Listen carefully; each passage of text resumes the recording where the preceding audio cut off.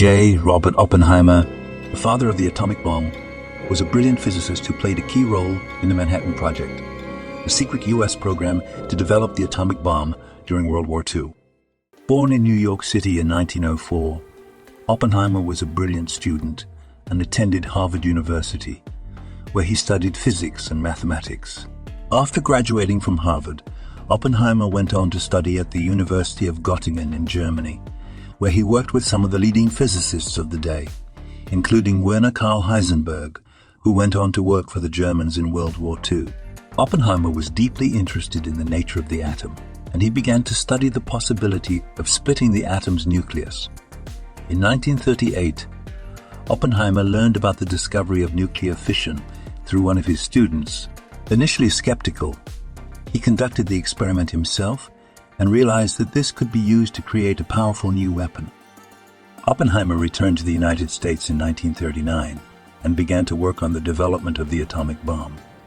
He was appointed the scientific director of the Manhattan Project and led a team of thousands of scientists and engineers in the design and development of the bomb. The atomic bomb is a fission weapon, which means that it uses the energy released when an atom is split.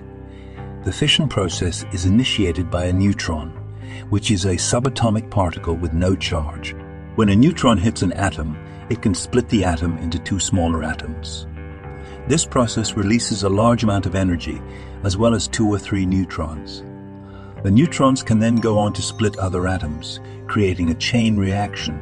The chain reaction can continue until all of the fissionable material is used up.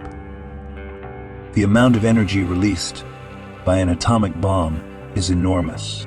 Oppenheimer was a brilliant scientist and was able to bring together a team of experts who made the atomic bomb a reality. However, he was also a complex individual and was troubled by the implications of the bomb. He knew that the bomb could be used for destructive purposes and feared it would lead to a new arms race. His wife Kitty, who had been a Quaker and believed all violence was wrong, tried to convince Oppenheimer to quit the Manhattan Project, but he refused. Being a deeply religious man, Oppenheimer was influenced by the Hindu scripture, the Bhagavad Gita. In the Bhagavad Gita, Krishna tells Arjuna that he must fight in a war, even though he knows many people will be killed. Oppenheimer saw parallels between his own situation and Arjuna's, and he felt that he had a duty to help develop the atomic bomb, even though he knew it could be used for destructive purposes.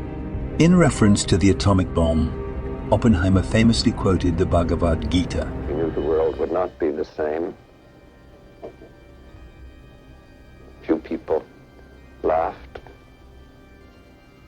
Few people cried. Most people were silent.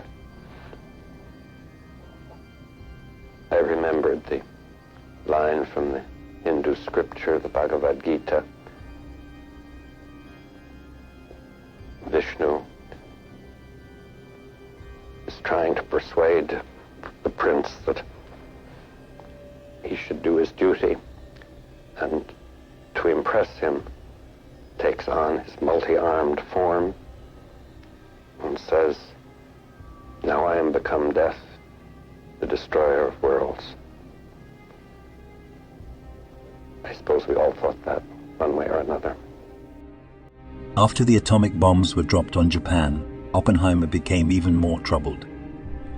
He felt responsible for the deaths of hundreds of thousands of people and began to question the morality of science. I think that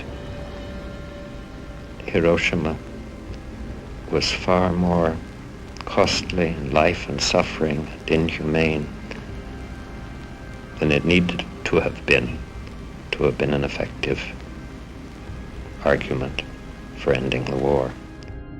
Oppenheimer's personal and professional life never fully recovered from the development of the atomic bomb. He continued to work on nuclear issues, but he was never able to shake the feeling that he had helped to create a monster.